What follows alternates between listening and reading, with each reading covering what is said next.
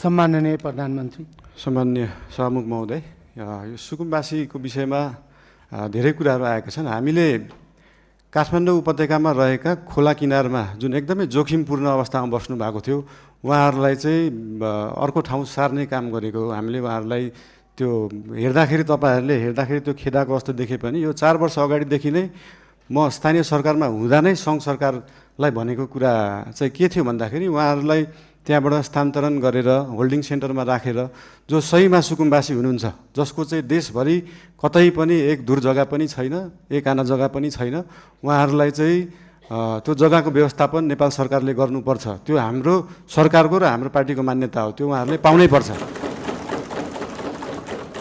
तर काठमाडौँ उपत्यकामा बसेकालाई किन एकदम प्रायोरिटी दिएर हटाइयो भन्दाखेरि विगतका धेरै वर्षहरूमा बाढी आउँदाखेरि उहाँहरूको घर डुबानमा पर्ने र उहाँहरूको स्वास्थ्य अवस्था पनि एकदमै नाजुक थियो। उहाँहरूको स्यानिटरी अवस्था, उहाँहरूको त्यो वासरुम टोइलेटको व्यवस्था, त्यसको निकासा सिधै खोलामा थियो र उहाँहरूबाटै निस्केको त्यो फोहोरको दुर्गन्धले फेरि उहाँहरू नै बिरामी परिराख्नु भएको थियो।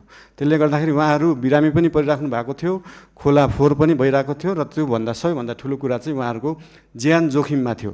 उहाँहरूको ज्यान जोखिमबाट जोगाउने काम गरेको हो नेपाल सरकारले। र जहाँसम्म उहाँहरूलाई जग्गा व्यवस्थापन गर्ने कुरा छ, त्यसको निम्ति भूमि सम्बन्धी हाम्रो समिति पनि बनिसकेको छ। हाम्रो मन्त्रालयले काम गरिरहेको छ, 2-3 मन्त्रालयले यो विषयमा काम गरिरहेको छ। अस्ति अर्थमन्त्रीज्यूले पनि यही आर्थिक वर्षभित्र हामी यो गर्छौँ भन्नुभएको छ।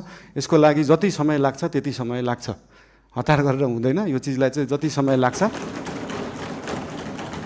35 वर्षमा नभएको चिज 35 मिनटमै नखोजौँ, त्यसलाई अलिअलि केही समय लाग्छ।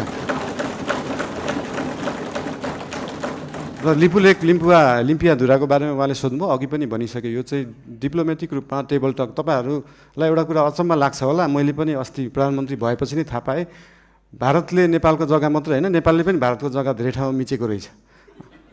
अनि यो कुरा चाहिँ अस्ति भर्खरै थाहा पायो। त्यही भएर दुईटै देशले अध्ययन गरेर हामीले मिचेको छौँ, उहाँहरूले मिच्नु भएको छ, के छ त्यसलाई चाहिँ बसेर एउटा साथीको रूपमा समाधान गर्ने चाहिँ हामीले सोच राखेका छौँ। धन्यवाद।